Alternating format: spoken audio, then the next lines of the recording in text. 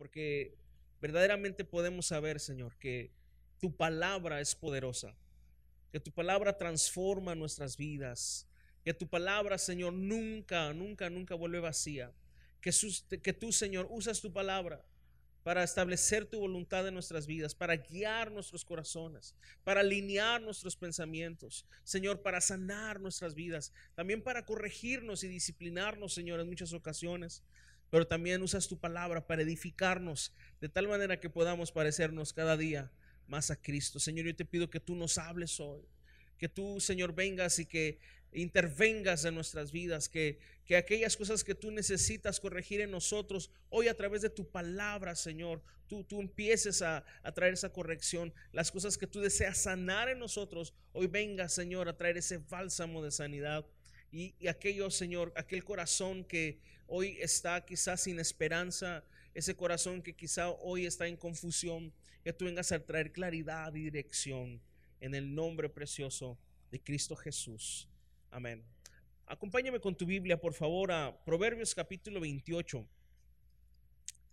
Vamos a estar leyendo un versículo ahí en Proverbios 28, pero mientras lo buscas, quiero ubicarnos en la serie en la que estamos.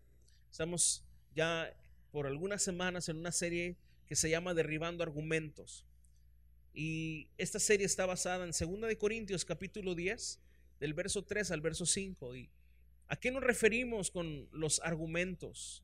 Los argumentos que el apóstol Pablo menciona en estos versículos que acabo de nombrar son todas aquellas cosas que se levantan y se oponen contra nuestro conocimiento del Señor. Aquellas cosas que se levantan para que tú y yo no avancemos en nuestra comunión con Cristo. Aquella cosa que se opone para que no crezcamos. Eso que se levanta como una excusa para que no sigamos adelante. Es maravilloso saber que el apóstol Pablo, que habla acerca de estos argumentos, también dice que las armas que Dios nos ha dado son poderosas para destruir fortalezas. Eso quiere decir que Dios nos ha dado todo el recurso necesario, todo lo que el creyente, el Hijo de Dios, necesita para vencer todos los obstáculos que vengan a su vida. Es el mismo apóstol Pablo que escribe en Romanos capítulo 8 que somos más que vencedores en aquel que nos amó. El apóstol Pablo no dice seremos vencedores o quizás seremos vencedores o quizá quiera darnos Dios la victoria. Él dice y afirma en algo que ya sucedió, somos más que vencedores. Algo como un acontecimiento, algo que ya está establecido, algo que no cambia. Cada creyente que está en Cristo Jesús es más que vencedor. Y Pablo dice de que somos más que vencedores. Él habla de 7 pruebas específicas que después las vamos a ver en una serie. Hay 7 pruebas específicas de un creyente. Y Pablo dice la angustia, la desnudez, el hambre, el peligro, la espada. Todas estas situaciones, dice Pablo, antes en todo esto somos más que vencedores en aquel que nos amó. Así que no importa lo que se levante, no importa lo que quiera intervenir, cuando nosotros como hijos de Dios tomamos las armas que Dios nos ha dado, hermano, la victoria está asegurada. Porque estas armas son poderosas, son espirituales y son un recurso divino que Dios ha dado a sus hijos para vencer toda oposición. Ciertamente, mucha de esa oposición viene interiormente desde nosotros, desde nuestra carne. Nuestra carne es el primer opositor a la obra de Dios. Se revela contra lo que Dios quiere hacer. Hemos avanzado en estas semanas. Hoy vamos a ver el 6º argumento. El domingo pasado estuvimos aquí por un tiempo hablando acerca de cambiar nuestras prioridades y hablamos de cómo es necesario que nosotros tengamos como primera cosa en nuestra vida nuestra comunión con Dios. Nuestra relación con Cristo debe ser nuestra prioridad. Y hasta que eso suceda, en nuestra vida van a suceder situaciones que a veces no vamos a entender o que a veces vamos a cuestionar con Dios. Nos vamos a afanar, vamos a perder el enfoque siempre que Dios no es nuestra prioridad. Eso nos va a llevar a un rumbo equivocado. Eso nos va a llevar a vivir una vida equivocada, a esforzarnos en cosas o a desgastarnos por cosas que no son la voluntad de Dios. La escritura dice en Mateo 6:33, mas buscad primeramente el reino de Dios y su justicia, y todas estas cosas que dice os serán añadidas. El problema con nosotros es que no entendemos esto y vivimos una vida tan estresada tratando de buscar estas añadiduras en nuestras fuerzas, cuando el camino de Dios es: busca primero su reino, busca primero al Rey, y Él va a añadir, como puedo añadirlo en la escritura, conforme a sus riquezas en gloria, todas las cosas que necesitamos. Jesús dice: miren las aves, ellos tienen provisión de Dios. Miren las flores del campo, ellas tienen provisión de Dios. El Padre sabe de lo que ustedes tienen necesidad. Pero siempre que Dios no es nuestra prioridad, vamos a vivir una vida de afanes, una vida de estrés, una vida de cansancio, una vida de fatiga, una vida donde podemos llegar al hartazgo por el mismo afán de este mundo. Nosotros hemos sido llamados por Cristo a vivir una vida de reposo en Él, una vida de dependencia en Él. Pero eso solamente puede desarrollarse en la vida del creyente cuando Dios es nuestra prioridad. Así que ese argumento es algo que debe estar establecido en nuestras vidas como algo que debe ser un fundamento. Hoy vamos a ver el número 6. Dile a la persona que está a un lado: no seas egoísta, no seas necio.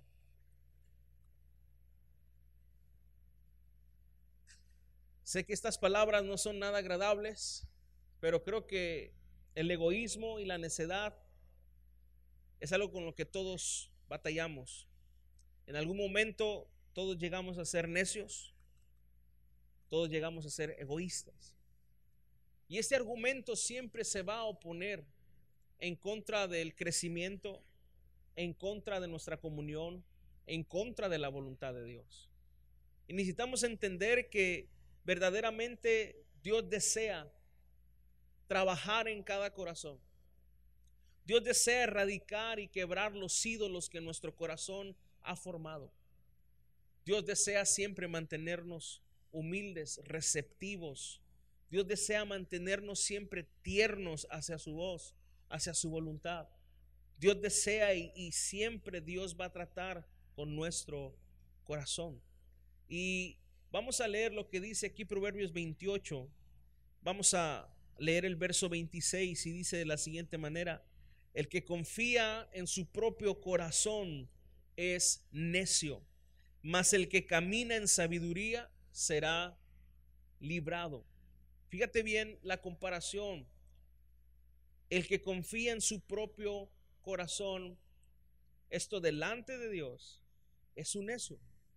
Esto nos lleva a las palabras de Jesús en Mateo 7, cuando Él dice: a todo hombre que escucha mis palabras pero no las pone por obra, le consideraré a un hombre necio, a un hombre insensato, a un hombre que verdaderamente no obedece. Dios lo considera un insensato, alguien que se apoya en su propia prudencia. Dice el contraste: mas el que camina en sabiduría será librado. Se está refiriendo a la sabiduría de Dios, se está refiriendo a la orden, al mandamiento de Dios. Esa es la verdadera sabiduría. Veamos también lo que dice el capítulo 12 de Proverbios también respecto a la necedad. Fíjate lo que dice el verso 15 del capítulo 12. El camino del necio es derecho en su opinión, mas el que obedece al consejo es sabio. Una característica de la necedad y el orgullo es que tú todo lo sabes, tú todo lo puedes. Una característica de la necedad es que no recibimos el consejo y nos apoyamos en nuestra propia capacidad, en nuestra propia experiencia. Nos apoyamos en nuestro propio recurso para tomar nuestras decisiones y trazar el rumbo de nuestra vida. Para Dios eso es necedad. Para Dios eso es un corazón lleno de sí mismo.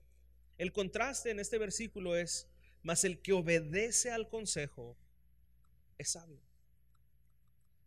Verdaderamente el consejo de la palabra de Dios, el consejo de la boca de Dios, es la verdadera sabiduría. Y aquel que es capaz de obedecer lo que Dios ha establecido delante de Dios es una persona que está caminando en la sabiduría.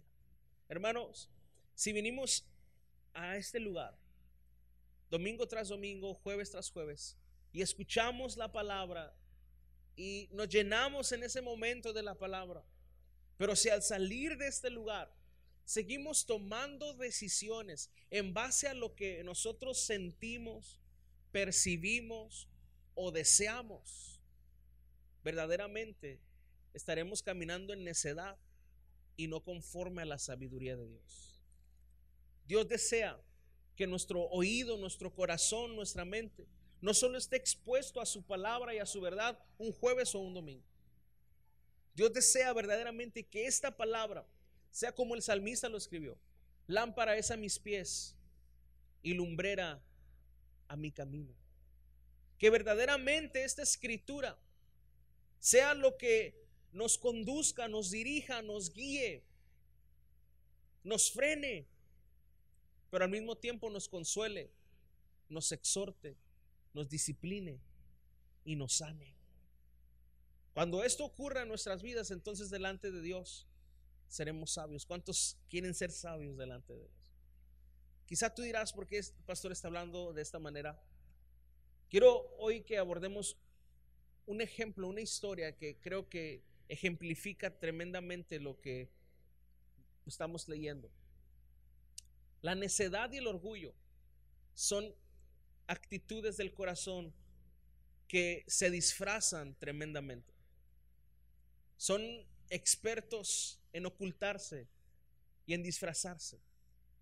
Hay una falsa humildad, un orgullo que se manifiesta con falsa humildad.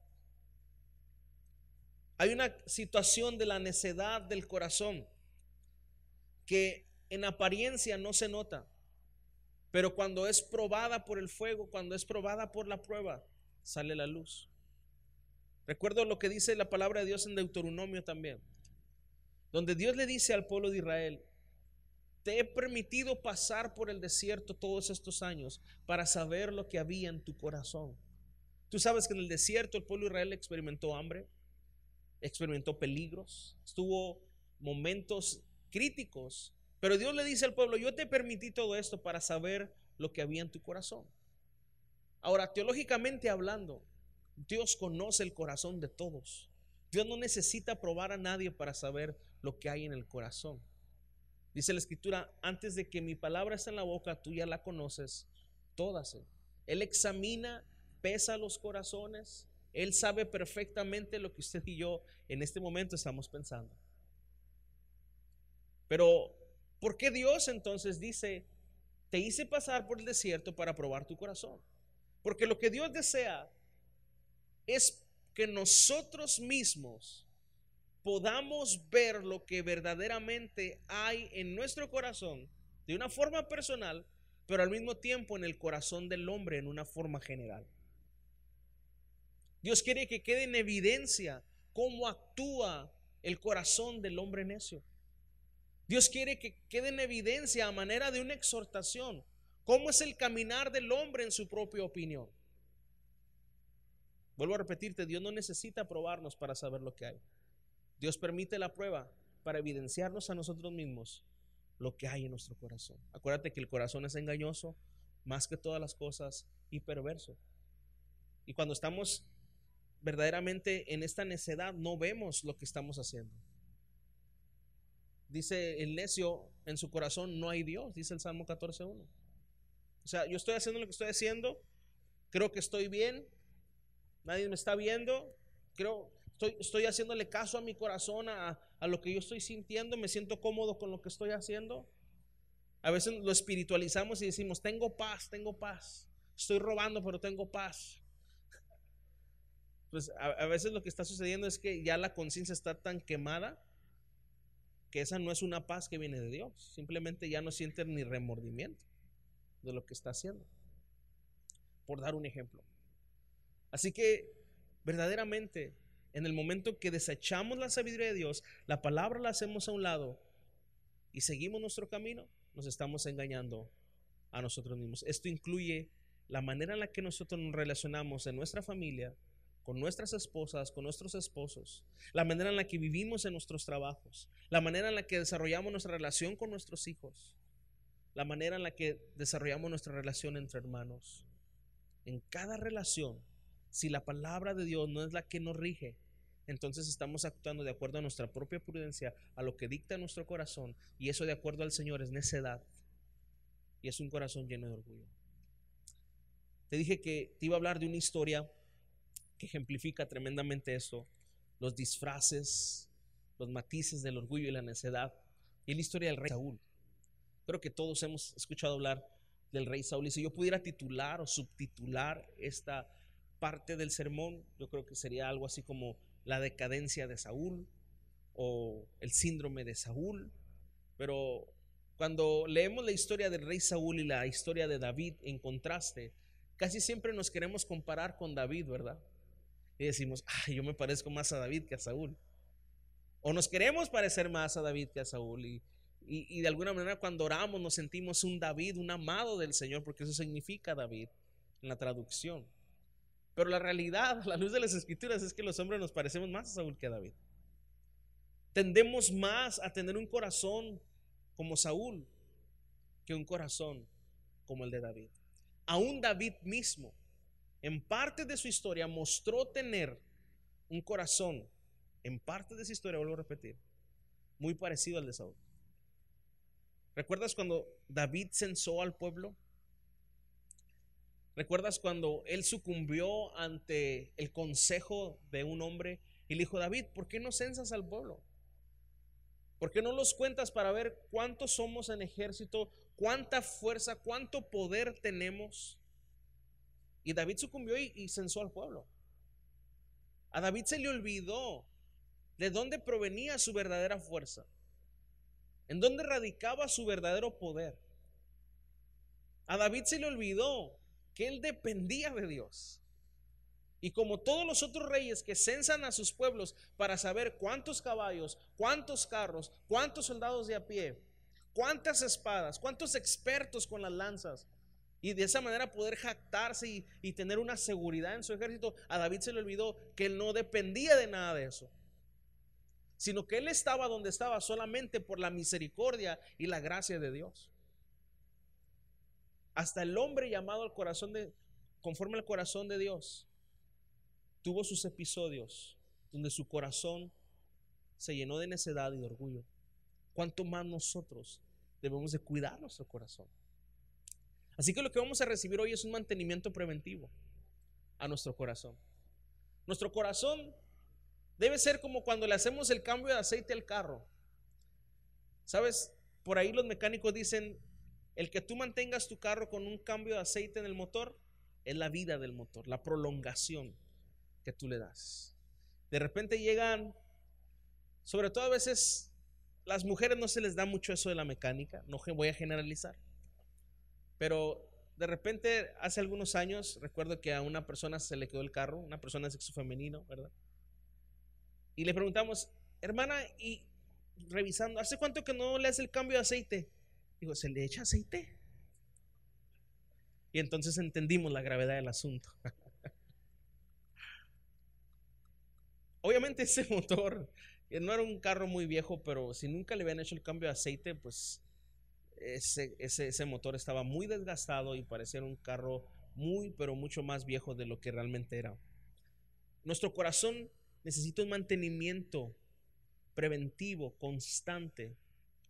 Quizá uno puede decir, no, pastor, yo ahorita en este tiempo de mi vida, de veras, delante de Dios, me parezco más a David que a Saúl. Estoy en mi mejor tiempo con el Señor. Aún para alguien que está así, este sermón es un mantenimiento preventivo. El que diga estar firme, mire que no caiga. Es en el momento en el que nos sentimos tan fuertes, Es en el momento en el que nos sentimos que todo está asegurado. Es en el momento en que nos sentimos tan espirituales, el momento más vulnerable. Es en realidad el momento más frágil. Porque si algo debemos de saber de nuestro enemigo, es que él es hábil para mentir e engañar. Él es astuto. La misma escritura nos llama a no ignorar sus maquinaciones. En el momento en que tú te sientes fuerte, nos sentimos tan fuertes y sentimos que todo lo estamos haciendo bien, es el momento en el que nosotros bajamos la guardia y donde no podemos ver el engaño o el ataque que viene hacia nosotros. Dios nos libre y Dios nos guarde de eso. Y así como llevamos el carro cada cierto tiempo a darse un mantenimiento, nuestro corazón debe entrar al taller del maestro y ser corregido, ser sanado, ser exhortado, como solo Él puede y sabe hacerlo. Amén. Nomás no lo lleve cada 3 meses. Llévelo más seguido. Vaya al Señor y como el salmista decía, examina mi corazón, oh Dios. Examina y ve si hay en él algo mal, si hay un camino equívoco en mi corazón, si hay algo que debemos de guardar y cuidar. Es el corazón, porque de él emana la vida. Si el corazón está mal, es cuestión de tiempo. Es cuestión de tiempo en el que la acción, el pecado brote. Explicaba un poco esto en la mañana. En el libro de Santiago, el apóstol Santiago habla el proceso de la tentación. Y dice, si alguien es tentado, no diga que es tentado de parte de Dios, porque Dios ni puede ser tentado, ni Él tienta a nadie. Sino que el hombre, por su propia inclinación a pecar, por su propia concupiscencia, es tentado, es arrastrado por la tentación. Pero ¿cómo inicia esto de la tentación? Con nuestros ojos. El hombre mira y desea. Hay una imagen que se guarda en nuestra mente, produce un pensamiento con nuestra imaginación.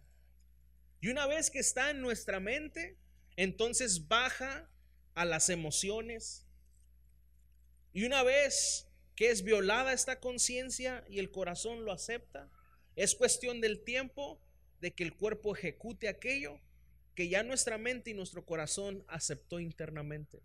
Por eso Jesús dijo, habéis oído que el que está con una persona que no es su cónyuge ha cometido adulterio. Pero yo os digo, cualquier hombre que mire a una mujer y la codicie, ¿dónde? O sea, en la mente lo concibe y lo desea con el corazón, ya es pecado. Porque quizá no ha habido la oportunidad física de hacerlo, pero ya lo deseas, ya tu conciencia ha sido violada. Es cuestión de tiempo en el que eso se ejecute. Cuando entendemos esto, nos damos cuenta de qué tanto cuidado debemos de tener con nuestro corazón y con nuestros pensamientos. Y cada vez ir al taller del maestro, pedir misericordia y pedirle al Señor que nos examine y nos muestre nuestro propio corazón. Amén. Anhelamos caminar en santidad. Anhelamos verdaderamente vivir una vida que agrade al Señor. ¿No es así, iglesia? Para eso estamos aquí. Para eso no somos perfectos, pero estamos caminando hacia la perfección. Él nos lleva de su mano y son cosas que Dios va estableciendo en nuestras vidas y vamos creciendo. Quiero que vayas conmigo a 1 de Samuel, capítulo 13. Y vamos a hablar de la decadencia de Saúl. Lo primero que vamos a ver, lo vamos a ver en el capítulo 13. Pero antes, quiero hablarte así rápidamente el contexto de lo que vamos a leer. El pueblo de Israel hasta este momento histórico de la Biblia vivía bajo la disciplina o bajo la autoridad de los profetas y los jueces. Samuel, el niño que literal nació como un milagro, el cual su madre lo ofreció a Dios y le prometió a Dios que desde pequeño lo dejaría en el templo. Este niño creció en el templo Dios lo levantó como un profeta tremendo. Dios también lo estableció como juez sobre Israel, pero al mismo tiempo Dios lo estableció como sacerdote. Samuel es una historia muy especial. Samuel simboliza tantas cosas en la escritura porque él no provenía de un linaje real. Él era un hombre que no tenía por descendencia que ser ni sacerdote ni oficial en el templo, pero Samuel, Dios lo estableció directamente como el último juez de Israel, como un sacerdote y como un profeta. Samuel creció cuando Samuel tenía 70 años aproximadamente. El pueblo de Israel va a buscarlo y le dicen: ¿sabes qué, Samuel? Tú ya eres un viejo. Qué feo, ¿no? Tú ya envejeciste. Tus hijos no son como tú. Tus hijos son corruptos. No salieron como su padre. Y nosotros queremos cambiar la manera en la que somos gobernados. Queremos un rey como todas las naciones de la tierra. Esto tú lo puedes leer en el capítulo 7 y el capítulo 8 de Primera de Samuel. Queremos ahora que un hombre nos gobierne como todas las naciones de la tierra.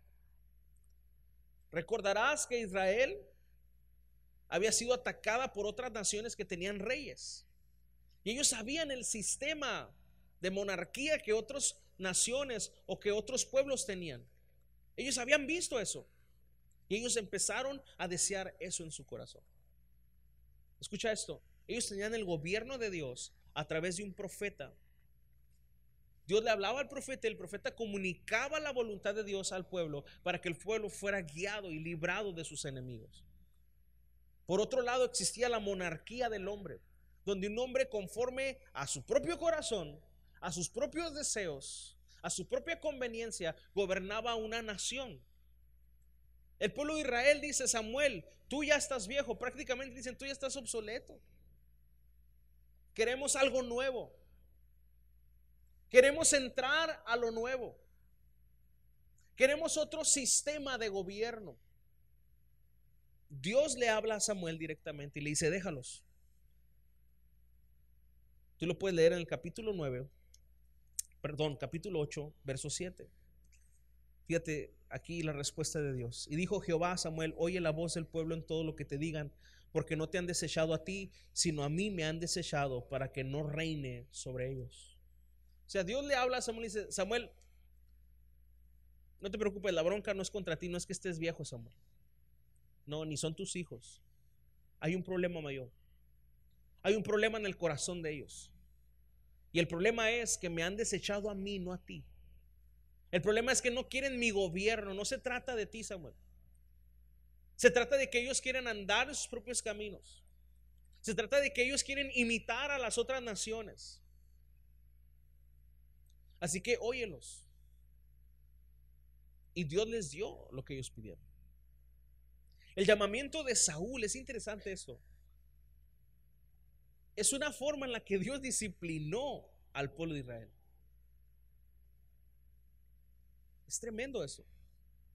Porque sobre todo en los inicios del ministerio de Saúl o el reinado de Saúl, tú puedes ver como que Saúl verdaderamente estaba haciendo las cosas bien. Hay una apariencia de que hay una piedad en él, de que hay verdaderamente un deseo de agradar a Dios en él. Y después empiezas a ver una decadencia tras otra, tras otra.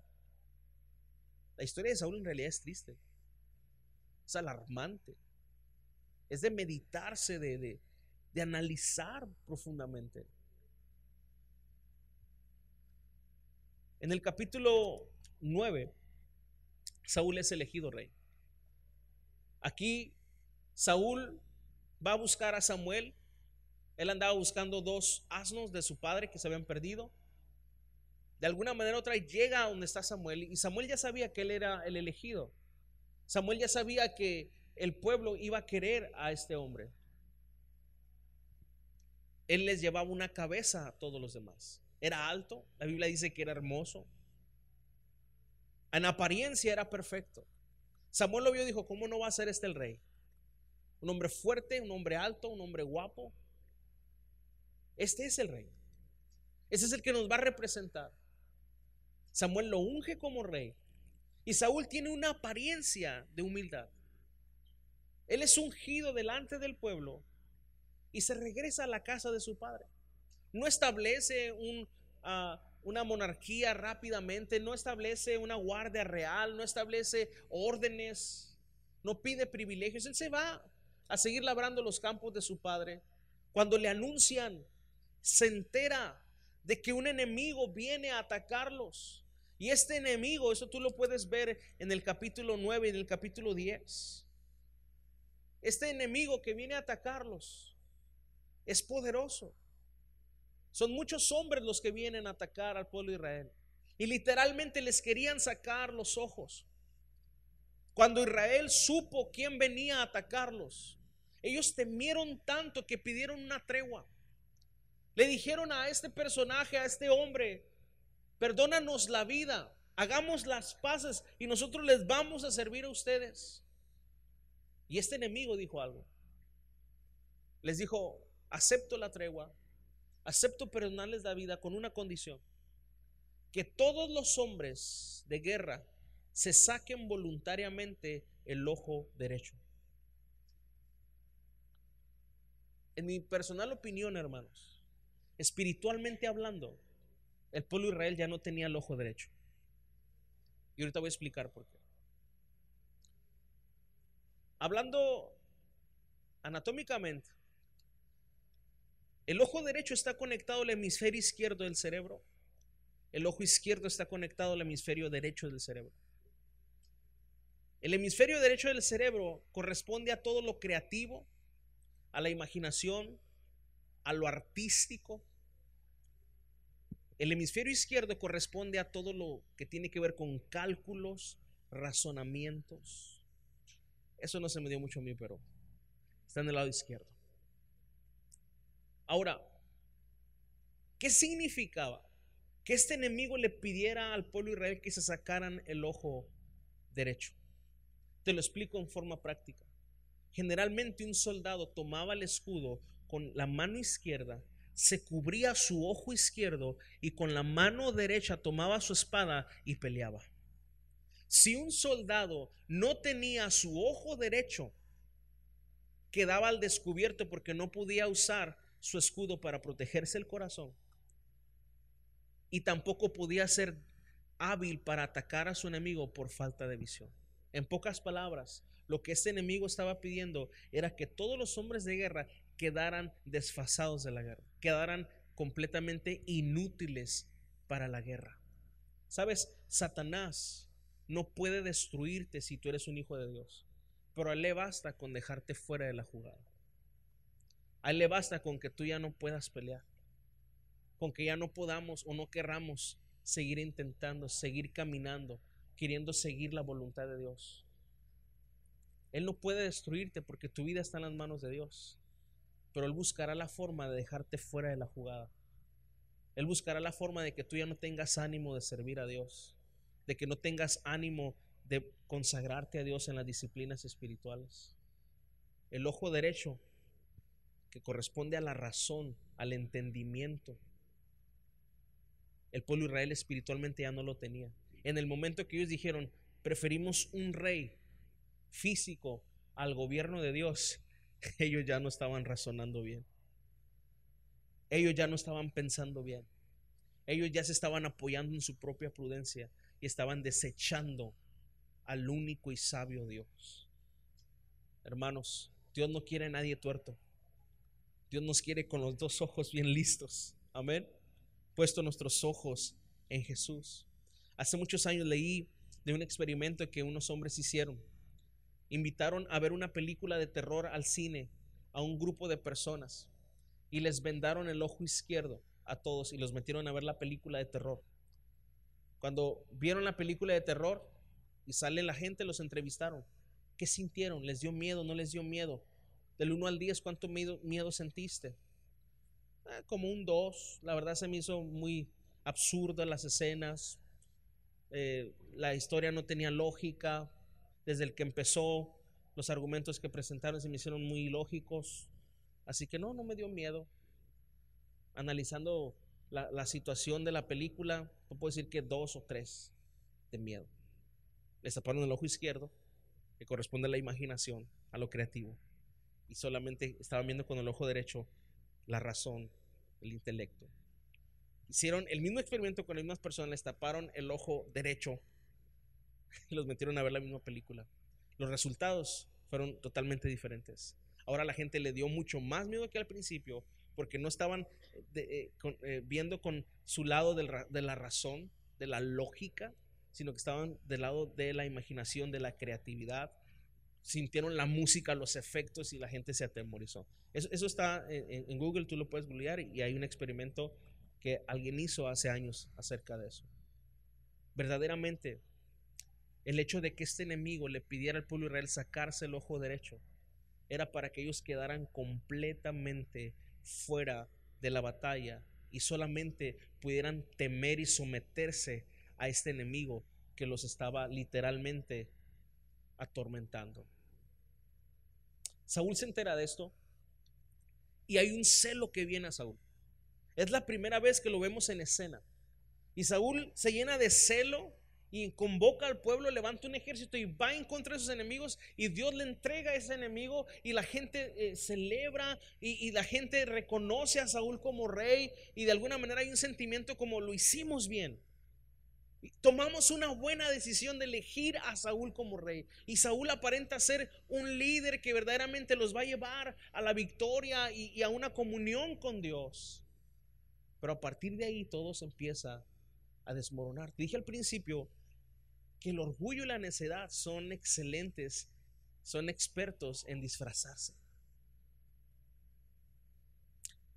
Quiero que vayas al capítulo 13 y encontramos el primer acontecimiento donde vemos una decadencia en el corazón de Saúl. En el verso 8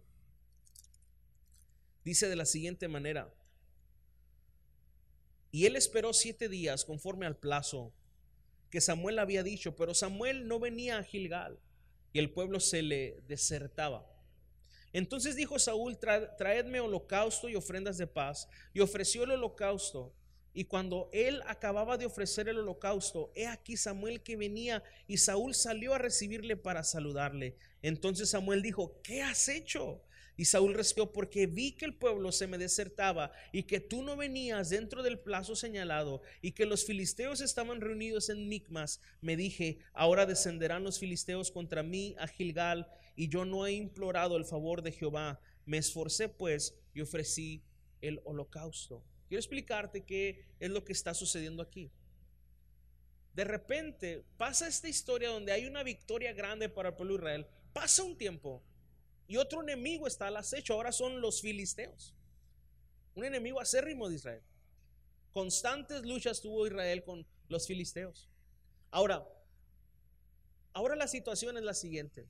Samuel le dice: espera 7 días. El pueblo ya estaba convocado, el ejército ya estaba acomodado, pero había un sacrificio que tenía que efectuarse, una manera en la que Dios daba libre acceso, Dios daba luz verde para que el pueblo peleara, y eso aseguraba la victoria. Pero el problema era que solo Samuel, el profeta y el sacerdote en ese momento, podía ofrecer ese holocausto a Dios. Solamente él era el hombre apto, indicado para ofrecerlo, y nadie más podía ofrecerlo. Saúl, imagínate la escena, tiene al ejército acomodado, el ejército tiene miedo, son muchos los que vienen contra ellos, y Saúl de alguna manera está esperando 1 día, 2 días, 4 días, 5 días, y Samuel no llega. Llega el 7º día y Samuel todavía no llega. Y Saúl sucumbe ante la presión del pueblo de querer retirarse, de querer desertar. Cuando Saúl empieza a ver que el pueblo empieza a presionar para o pelear o retirarse, Saúl sucumbe y dice: tráiganme los elementos, yo mismo voy a hacer el holocausto. No le correspondía, no podía, no debía hacerlo. Era algo sagrado que él como rey no debía ni siquiera tocar. Pero empezamos a ver en Saúl que para él es más importante la opinión de las personas. Para él es más importante su estatus con las personas que lo que Dios piense de él. Cuando llega Samuel le dice: ¿qué has hecho? Saúl le dice: es que te estabas tardando, Samuel. Estabas llegando tarde y miré que el pueblo se estaba desertando, entonces actué rápido y todavía en la mente de Saúl pensaba que había hecho algo bien. Que Samuel iba a decir: ay, qué bueno, fíjate, me cubriste, qué bien, ¿verdad? A partir de ahí, Samuel, a través de estas palabras, empieza a hablarle a Saúl. Verso 3: entonces Samuel dijo a Saúl: locamente has hecho, no guardaste el mandamiento de Jehová tu Dios que él te había ordenado, pues ahora Jehová hubiera confirmado tu reino sobre Israel para siempre. Mas ahora tu reino no será duradero. Jehová se ha buscado un varón conforme a su corazón, al cual Jehová ha designado para que sea príncipe sobre su pueblo, por cuanto tú no has guardado lo que Jehová te mandó. Es bien interesante ver que Saúl no lloró. Saúl no dijo: ¿sabes qué, Samuel? Perdóname, pidamos perdón a Dios, ofrezcamos una ofrenda de paz delante de Dios. No le importó. Fue como: ok, está bueno, vamos a pelear pues. Salieron a la guerra. No le importó. Saúl empieza a mostrar que su prioridad no era Dios. Saúl empieza a mostrar que para él es más importante la opinión de las personas. Hermanos, qué triste es cuando, como hijos de Dios, nos interesa más la opinión de nuestros familiares, la opinión quizá de nuestros amigos, de la opinión de nuestros compañeros de trabajo, que la opinión de Dios. Cuando hacemos todo y nos esforzamos por agradar a la gente y quedar bien con los demás, pero no podemos hacer el más mínimo sacrificio por agradar y servir a Dios. Saúl empezó a mostrar dónde estaba su corazón, quién verdaderamente era él. Un hombre necio, un hombre confiado en sí mismo, un hombre que verdaderamente no temía al Señor. Segundo acontecimiento, capítulo 15, verso 7 dice: y Saúl derrotó a los amalecitas desde Avila hasta llegar a Sur, que está al oriente de Egipto, y tomó vivo a Agag, rey de Amalec, pero a todo el pueblo mató a filo de espada. Y Saúl y el pueblo perdonaron a Agag y a lo mejor de las ovejas y del ganado mayor, de los animales engordados, de los carneros y de todo lo bueno, y no lo quisieron destruir, mas todo lo que era vil y despreciable destruyeron. Escucha, ¿cuál es el contexto de esto? Ahora ya no son los filisteos. Esta es otra historia. Ahora el enemigo es Amalec, un antiguo enemigo de Israel. Fue aquel pueblo que atacó a Israel, uno de los pueblos que atacó a Israel cuando salieron de Egipto, muchos años atrás de esta historia. Eran descendientes de Esaú, hermano de Jacob. Los amalecitas verdaderamente odiaban a los israelitas. Y Dios le dijo a Saúl en el capítulo 15: vas a ir a pelear con ellos y los vas a erradicar a todos, no vas a dejar a nadie vivo. Es más, sus animales también los vas a matar. Ni a sus animales los vas a dejar. Esta vez no vas a tomar un botín de este pueblo. Y Saúl dijo: vamos a la guerra. Acabamos de leer que Saúl tuvo victoria. Saúl derrotó a Amalec, pero dejó vivo al rey. Y una vez que dejó vivo al rey, empezó a ver las posesiones de este rey. Empezó a ver los animales engordados. Se empezó a imaginar una cabrería, un tibón ahí, ¿verdad? Dijo: ¿cómo los vamos a matar? Qué desperdicio, ¿verdad? Qué desperdicio. Mira estas cabras, estos borreguitos así, taquitos, ¿verdad? ¡Qué desperdicio! Así que, ¿saben qué hizo? Agarró todos estos animales de lo mejor y se los quedó para sí. Después llega Samuel y le dice: ¿qué has hecho? Saúl, tratando de adelantarse a los hechos, dice: Dios te bendiga, bendito eres de Jehová, he hecho lo que Dios me encomendó. Samuel le dice: entonces, ¿qué son todos esos bramidos de animales que escucho? Todas esas vacas y becerros que escucho atrás de ti, ¿qué son? Saúl trata de justificarse, pero detrás de esto, ¿qué había en el corazón de Saúl? ¿Qué está mostrando Saúl con esto? Una obediencia parcial, a medias. Está demostrando que el interés de Saúl no está en glorificar a Dios.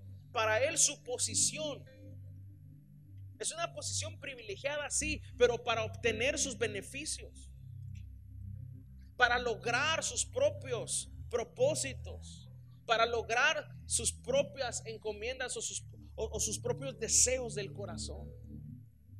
A él no le interesa la gloria de Dios, a él no le interesa sujetarse al plan de Dios. Él quiere usar a Dios.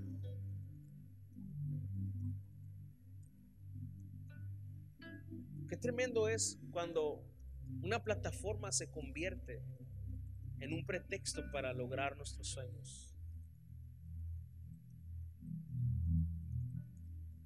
Hermanos, para Dios es tremendamente importante las maneras en las que hacemos las cosas. En Dios el fin no justifica los medios. A mí me entristece ver hoy cómo se plantan las iglesias de hoy, usando el marketing de Starbucks, usando la misma metodología humana para plantar nuevas iglesias, porque de esa manera la gente va más rápido. Y si una iglesia puede tardar 5 años en tener 100 personas con la metodología que usó Starbucks, en un año puedes tener 150, 200 personas, si no es que más. Y uno dice: es que el fin justifica los medios. No importa lo que tengas que hacer, al fin y al cabo son almas para Dios. Hermanos, por toda la escritura vemos que Dios está interesado en cómo hacemos las cosas, porque de la manera en la que hacemos las cosas, nuestro corazón es probado. Hoy hay tanta gente con hambre de decir: ahora somos tantos en tan poquito tiempo, hemos logrado más que otras personas. Me entristeció tanto, una vez fui a un congreso y había muchos pastores de muchos años que yo respeto tremendamente, y se sube alguien y dice: quiero decirles que en mi iglesia en un año ahora somos 1000 personas porque hemos hecho esto, hemos hecho lo otro. Y la intención, lo que estaba haciendo era poner en mal a las personas que tenían 15, 20 años y quizá tenían la mitad o un cuarto de las personas que este hombre estaba diciendo que tenía. Yo soy joven y pude entender lo que esa persona estaba diciendo. He leído los libros de crecimiento, he leído los libros de plantación de iglesias que usan ese tipo de marketing. Quiero decirte algo: ¿dónde quedó la manera bíblica de ir a un lugar con necesidad, predicar el evangelio, ver que por el poder y la gracia de Dios la gente se convierte a Cristo, y de esas mismas personas levantar una iglesia local y ver la gracia de Dios haciéndola crecer? ¿Dónde quedó eso? Es que para hacer eso se necesita mucho tiempo y depender mucho de Dios. ¿Acaso no estamos aquí para eso? ¿Acaso no es nuestro objetivo glorificar a Dios?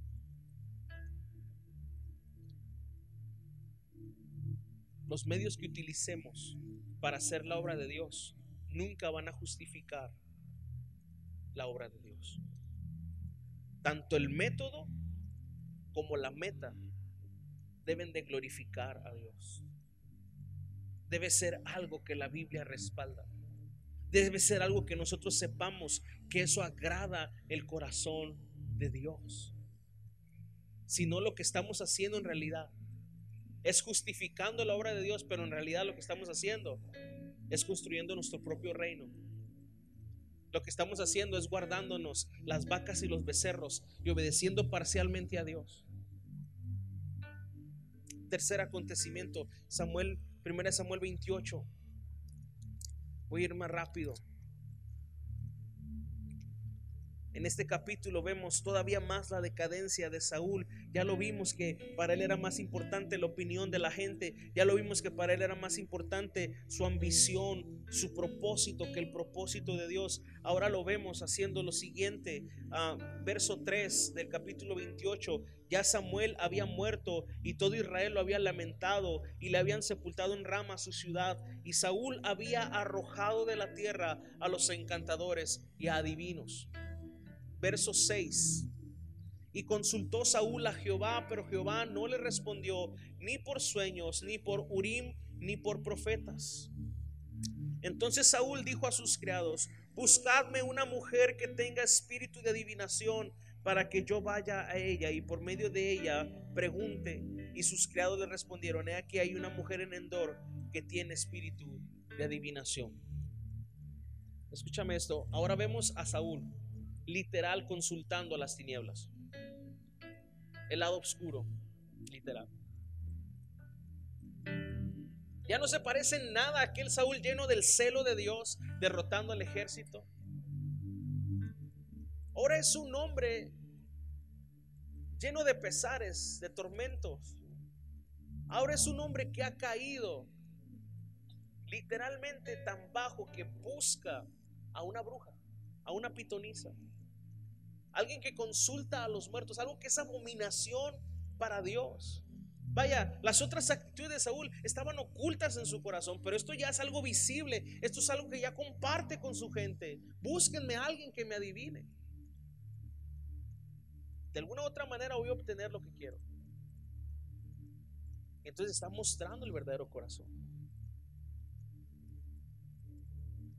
Es interesante ver que en el verso 3 él había matado a todas las personas que hacían esto.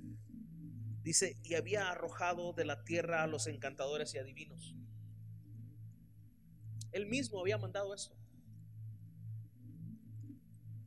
Y ahora él mismo manda a su gente a que busquen una.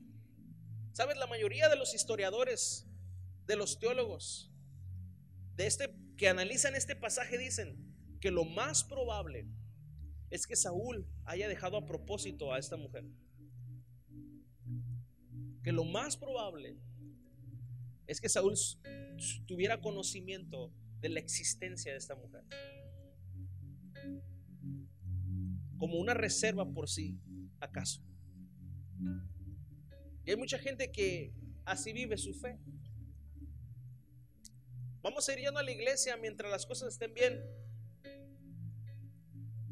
pero si las cosas empiezan a empeorar, siempre están ahí los hermanos Salomón. Siempre ahí está mi altar a la Virgen. Siempre ahí está una reserva, algo que yo oculto por si las cosas no me van bien aquí.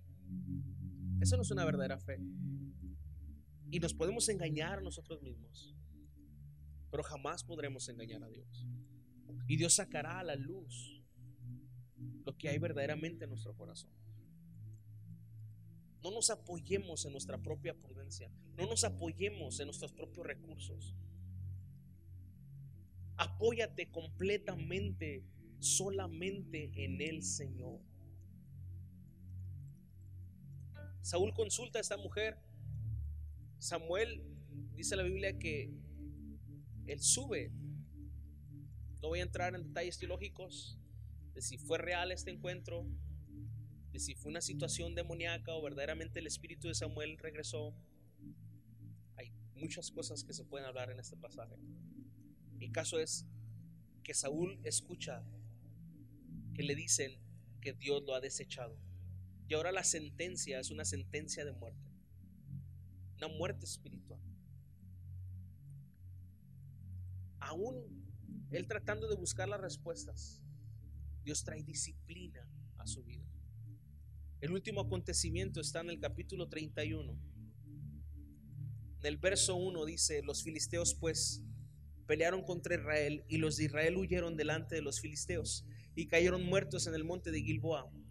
Y siguiendo los filisteos a Saúl y a sus hijos, mataron a Jonatán, a Abinadab y a Malquisúa, hijos de Saúl. Y arreció la batalla contra Saúl, y le alcanzaron los flecheros, y tuvo gran temor de ellos. Verso 4.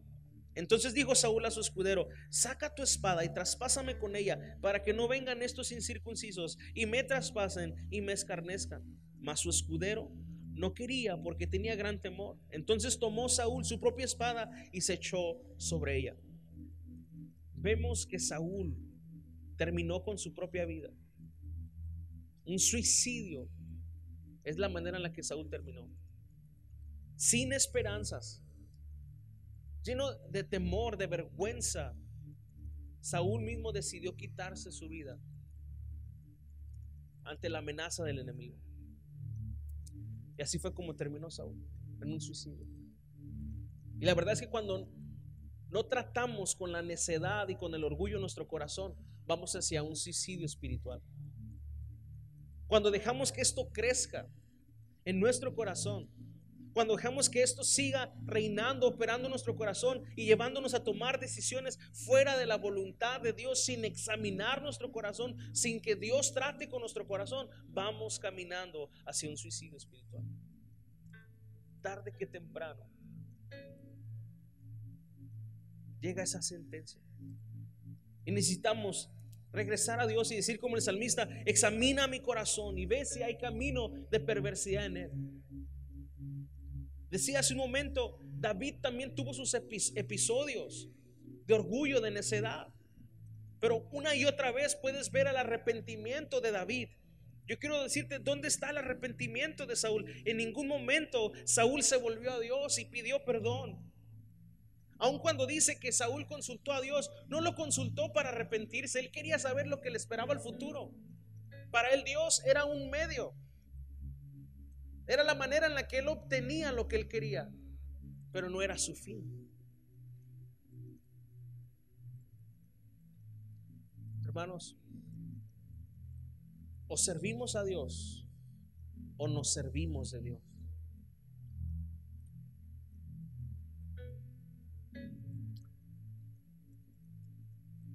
David, una y otra vez que él falló y que se equivocó, miras a un David quebrantado, miras a un David humillado, miras a un David que reconoció: Dios lo disciplinó, pero también Dios lo sanó. Es ahí donde radica el corazón conforme al de Dios. Un corazón contrito y humillado no lo menosprecia jamás el Señor.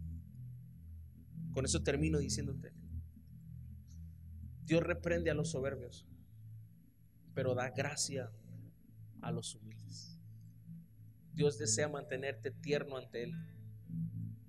Dios desea mantenerte humilde ante Él.